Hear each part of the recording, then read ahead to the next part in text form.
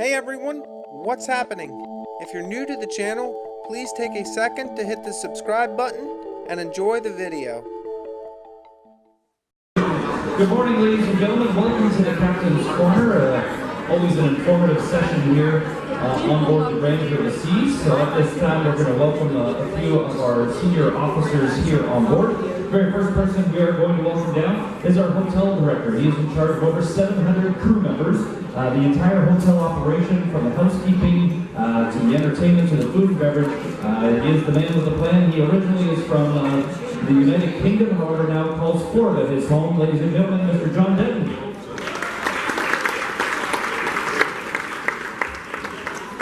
Next up is our chief engineer. Our chief engineer in charge of the engine room and all technical areas here on board the ship. He hails all the way from Croatia. This is our chief engineer, Ivo. And last but not least, he is the master vessel in charge of the overall operation of the ship, making sure we get safely from one place to the other. Ladies and gentlemen, the captain all the way from Iceland, here's Captain Thor. So this is a very informal session here today, and essentially these senior officers here, they'll tell you a little bit about what they do, and then we'll open it up for question and answer session. So boss is down here, he has a microphone on the stand right there, and I'll be up on deck number 5 with a microphone stand up there. So if you'd like to ask a question, all you have to do is come over to the microphone stand and you can ask the question, and whoever is most able or most qualified to answer the question will answer it for you. So, gentlemen. Good morning, everybody. I've been sailing since I was 18, which is turning around 30 years this year. It's amazing what the spa treatments can do to keep you anyway,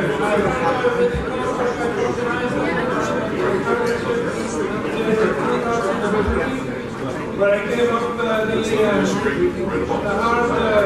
of being a partnership and this life of cruising.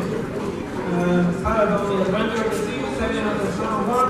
I've been sailing that on the Explorer, the Grandeur, the Monarch, the Radiance, Navigator, Mariner, the Anthem, the Grandeur, and Grandeur. Good morning, everybody. My name is Ivo, I'm the chief engineer on board. I'm in charge of maintenance of technical equipment. I started my career in 1993 in a partnership, and I joined Royal Caribbean in 1996 in December. My first ship was Grandeur overseas, and after that I've been on quite a few ships in between, and I was assigned for Grandeur overseas a year ago. And any question related to technical equipment, I will be responsible. Good morning, I'm John, I'm the hotel director. It's one of the 3 department heads that reports into the captain, the chief, staff captain and myself reporting to Captain Julia.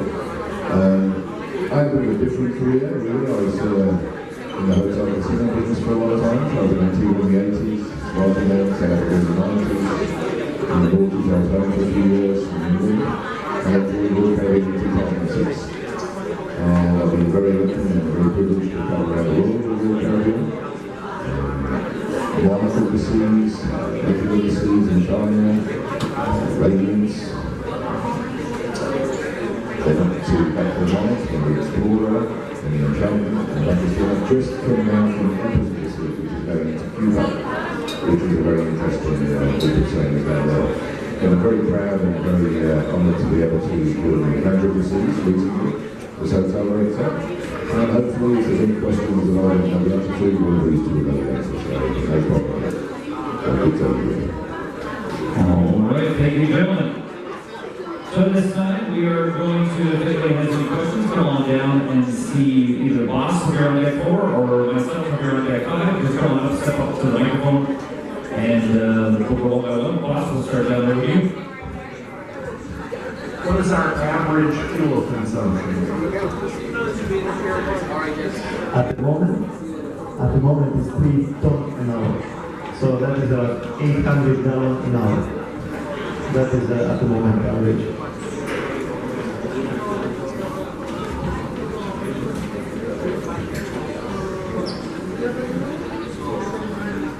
morning, Captain. Some of my fellow passengers and I were discussing about your attitude in making decisions that affect life at sea and the passengers and the itinerary we make, because I've been on many cruises where we don't get into certain ports because of weather, etc. And I know a lot of the passengers are not really familiar with what it really takes to go in and make a decision that we're going to not go to port, go to another port, and all the regulations and the contacts that you have to do. So in order to enlighten all the passengers, what exactly goes into a decision to deviate from the itinerary? Well, the decision is always based on the circumstances, the weather and the wind conditions.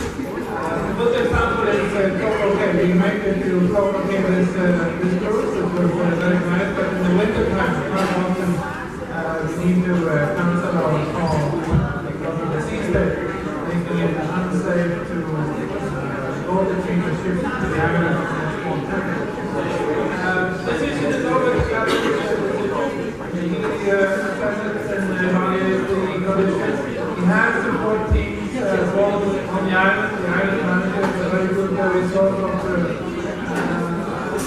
how he thinks the situation is aspect. He has local knowledge and experience. And we have also supporting tour sites that can advise us, for instance, with weather forecast and the defense the forecast of the weather.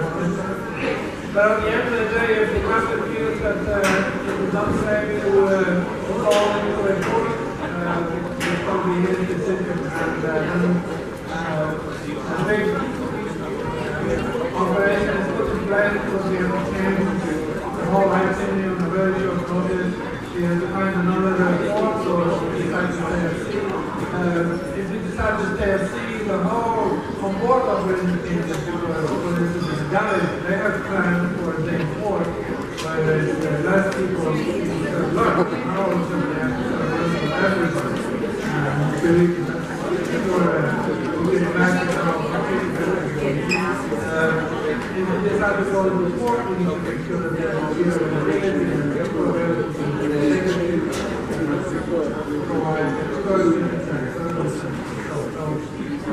I can really throw a big spanner into the grand city of the Question up here. I noticed we were in review of ambulance took someone from the ship. My question is, if you stay in the hospital long enough, you miss the ship, will the Caribbean participate in getting you back to at least Baltimore or if not home, the expense? Obviously, particularly work on this ship, most of us come from the United States and will usually carry travel insurance or medical insurance or some kind of other, which will cover those emergencies. If we were in a situation where we didn't have insurance coverage, then yes, we would definitely assist in getting those back to their home.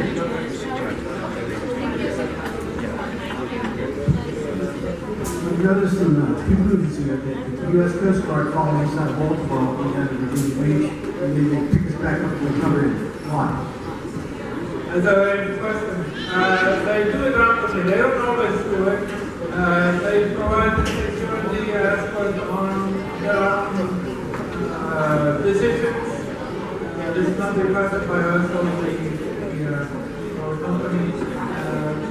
I believe they're showing a presence in occasions. There are people out there who currently plan something. Sometimes they fill out, sometimes they don't go wrong.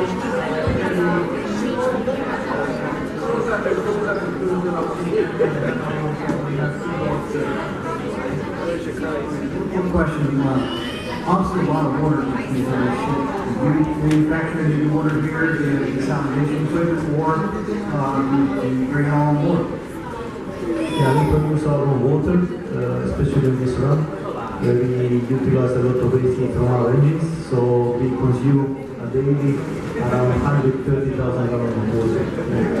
We produce even more. Everything is stored in our storage tanks, what we don't use.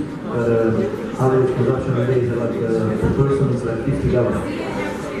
And we have 2 distillators and we have 1 reverse osmosis. At the moment now, since the required speed is very low, and since we are in a area, we are going to use our steam boilers which are consuming the diesel oil. And to avoid that, we stopped the both distillators, so we are running on the reverse osmosis. Reverse osmosis equipment which are not using the waste heat, they're just using the power electricity. So we are trying to save as much as we can. Question up here? Yes, if we was to get stranded at sea or in the ocean, how long of a supply of food and water would we have? Well, we have plenty of food and water. It depends on how much water we can produce, but we always have for at least a week. But I can't promise you it's going to be steak and lobster every day.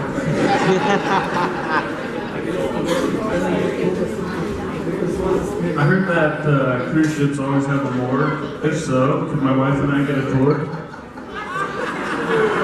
No, unfortunately, we don't give a tour of the part of the ship. Just like we don't give tours to the brig that they have on board, but yes, we do enough.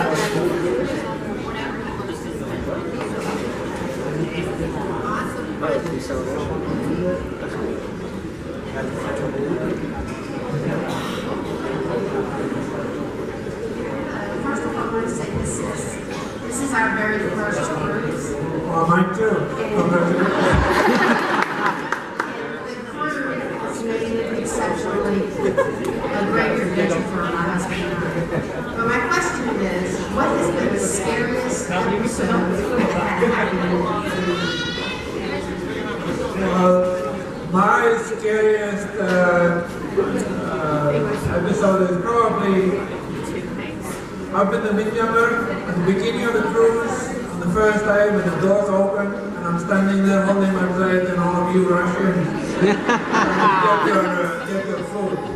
That is really intimidating to see you guys run to work.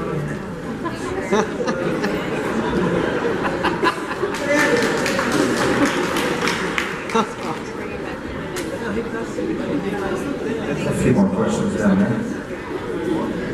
So on the top 10 countries, white women, You need new ones. You need to figure out our account. You mean the satellite dishes that we have on top, or those are the satellite receivers that we use for all our internet communication, TV signals.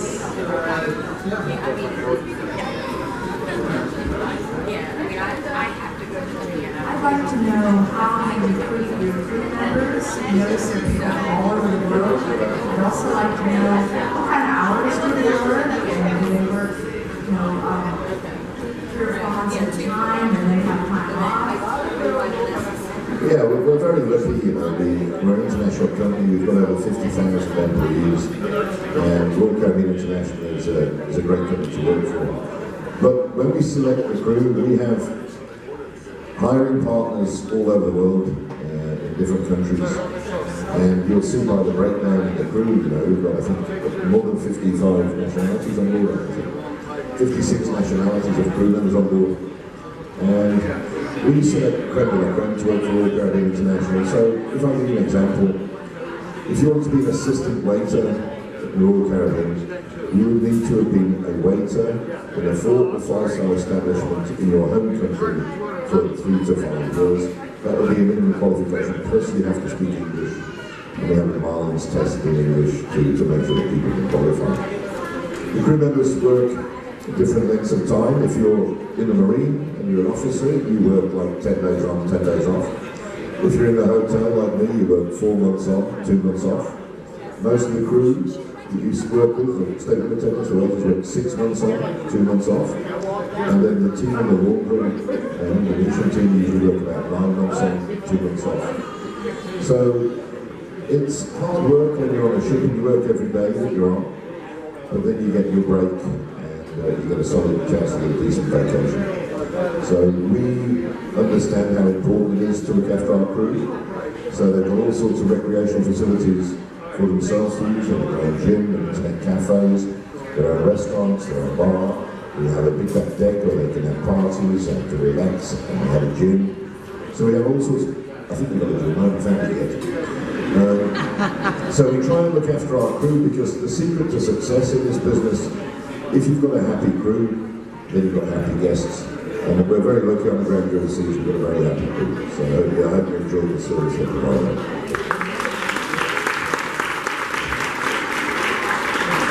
So with your jobs, you guys get medical insurance, how's the retirement plans, how does that work?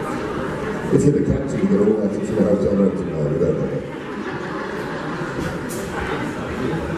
No, we give full medical care to every single crew member on board the ship. It's complimentary, they're covered completely for anything that might happen to them. Retirement benefits are a bit difficult. Everybody gets contributions towards social security based in their own home countries, and we have a certain amount of money that we pay each crew member towards that. In terms of retirement, because it's different in each country that we operate in, we rather pay lump sum payments out for length of service. So that's the way we try to address that issue.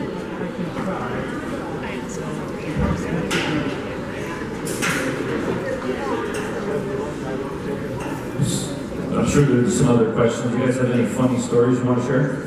Captain? I don't know if I have any funny stories, but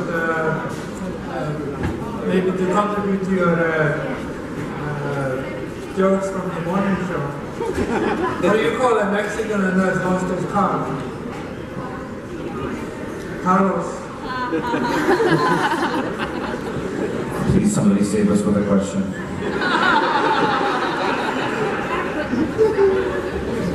So the crew members have to pay taxes to the country they live in, or they also have to pay U.S. taxes?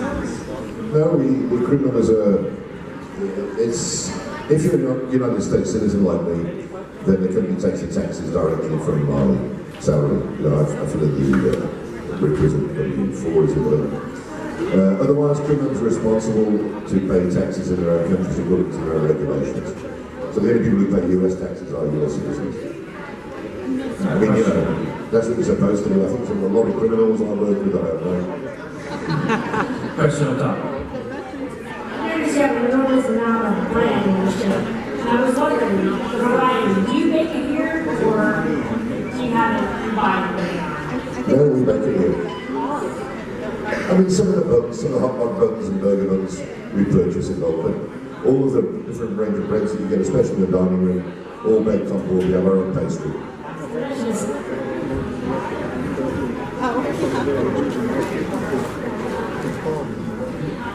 Normally we have about 500 questions. Oh, here. Oh, here comes one. There's a good one, I can tell. Good morning.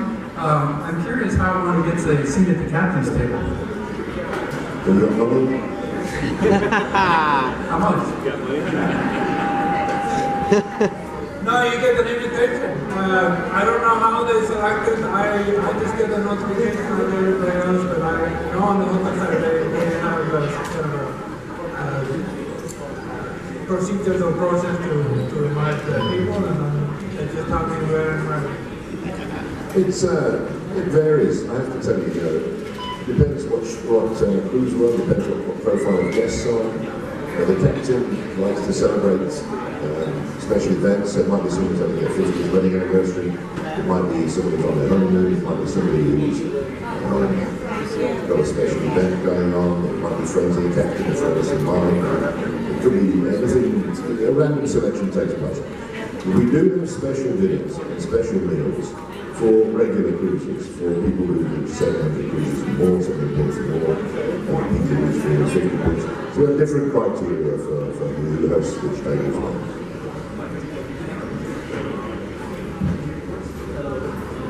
A few more questions for the chief engineer.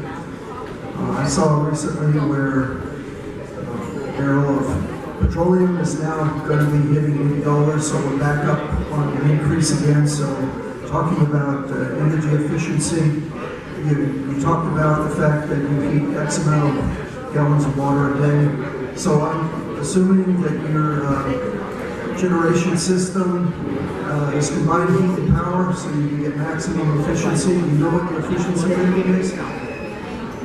Yeah, that's correct. We are optimizing as much as we can and utilizing the waste heat from engines, which are producing like a 94 degree Celsius temperature, and that water is sent over there to distillators, and by that temperature and the vacuum which is producing evaporators, we are boiling the water and producing a distillate. Yes, you're right, the fuel prices are going up, and now at the moment it's like $420 per metric ton of heavy fuel oil. And for this cruise, we're going to consume around $250 million just for the fuel. Energy efficiency, it's hard to talk about it because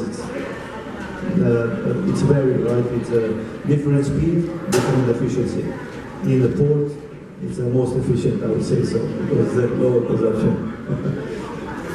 How many megawatts do you generate when you're under full steam? On the full steam, we have a 70 megawatt in each propulsion, and that would be like, I would never push all the way to the end, so I would say like a 30 megawatt of power. Yeah, at the full speed. So you're about 45% of your ship. Yeah, the more you load, more efficient you are. So it's not only that you are consuming the power on electrical propulsion, you're consuming the power in hotel. This is a huge operation, So we are doing it quite well, confirming that we are calculating a gram per kilowatt an hour. So our engines, they consume like a 200 gram per kilowatt an hour. Talk to me after the thing here, and I'll teach you how to get up to 80%. Thank you. Fine to do. I'd like to ask a question about the construction of this boat. And I think the easiest way to put it to you, was it made of American steel and constructed in the USA? I can't tell you where the steel is coming from, but it was built in Finland, in Turku. So most likely it's from Sweden or somewhere in Scandinavia, but that's where it's made. Well, it's obviously an economic consideration from the company.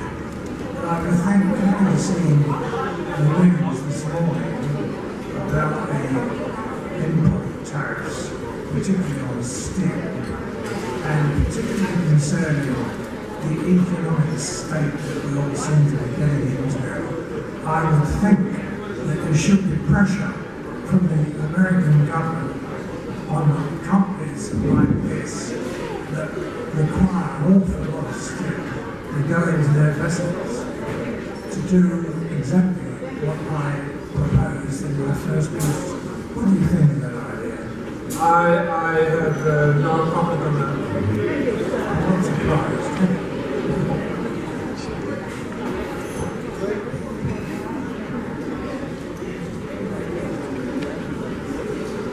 Hey, so how often, our very first cruise we went on, somebody went overboard and it's never happened again. I'm wondering how often does it happen and how often is a successful recovery?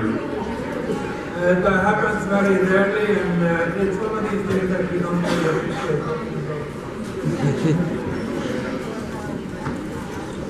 Any other questions there, boss?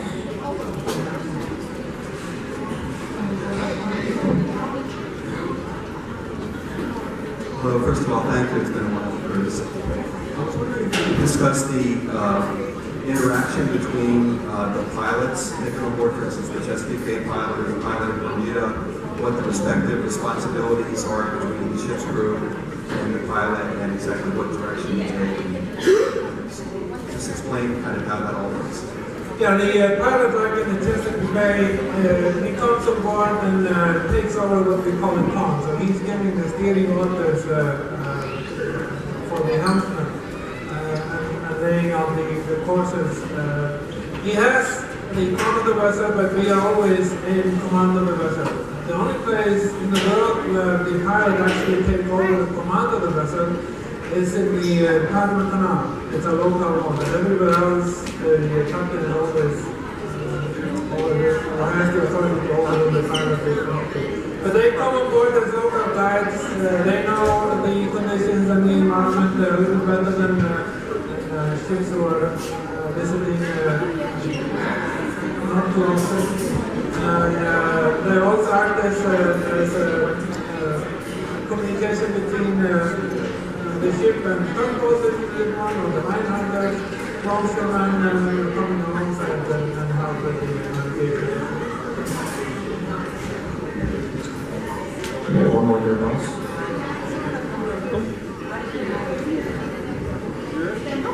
It's been a wonderful cruise, and we really quite close here, and we started with the Grandeur registration, started out in Baltimore. I noticed, it's been a year since I've been to work, but I noticed that the wooden notification back by the phone is gone, and you accomplished whatever it was that we could do back there, and that the practice is called upstairs. So, but I think of what you were going to do back there. So could you tell us what improvements you made on your last refit, and are there any more planned anytime soon? Yeah, we were installing the scrubbers, and that was one of the fleet projects actually from most of the ships. Grandeur was one of them. It was a huge project. We did save a lot of money at the end. That actually allowed us to burn heavy fuel oil while we are repairing it. Scrubbers it was a really complex project, as I said earlier, and it took over 2 years to complete that. Finally, during as you noticed that we removed everything from the side of the funnel. That was the place actually where we kept all the spare parts, all the pipings and everything needed to complete that project. You mentioned the cracks as well. That was repaired as well during the dry dock, 2017 in April, and it's still under observation because it will come back. But we are trying our best. Anything upcoming to be fixed? Yes, there is still, it's been on a daily basis what we can do, and the major projects are scheduled for a dry dock in 2020 in May, and we are going to do a little bit more work over there on the funnel. We have to change two smokestacks, which remains from previous dry dock, and a lot of work underwater as well. Alright, got another question up top. I'd like to know if there is a permanent detention center anywhere on the boat. On jail. Oh! Yes, there is. And if there is, I have someone for it. Are you looking for your husband, or? No, we do have a break on board. We actually have two of them, but we very rarely use them because we are on such a role models She just gave me a room number. Alright, question up top. I thought it was great that you had the NBA basketball game on last night. But is there any effort to expand the news coverage that you have on board and you've had for over 2 years now? Mike, you want to answer that for us? Me? Sure. So I was in the office in January, and I know that they are working on new TV deals, and with there was a couple of UK Sky and I've just come off the Empress where we changed the TV lineup. We now show Fox, MSNBC, BBC News, BBC HD. So there are changes in channels coming, depending what deals are being made with the company. yeah, so it's ongoing and it's being rolled out to the fleet. That's what you told us to this question a year ago. I've literally just come off the Empress now, literally now. And the TV programs were changed, I think, on the 12th of May. And I will tell you that I just came on in April, and I had a question about Fox News and why Fox News wasn't being shown. And essentially when we go south, we go out of the footprint and we lose satellite signals. So what happens is we had Fox for, I guess, 1 or 2 days, and then we couldn't get it for the rest of our good 60-70% of the rest of the cruise, and everybody started complaining. So the office said, well, if you can't have it for the whole cruise, then just don't show it until we can get a different footprint or we can get a different satellite. So I think that's why they're changing up the TV program so that we can have satellite coverage from the beginning of the cruise to the end of the cruise uninterrupted. So that's what they're trying to do. We'll be back in December. All right, I'll see you in December. Thanks for watching. Please like, comment, and subscribe to keep these videos coming. You can also follow me on Facebook. The link is in the description below.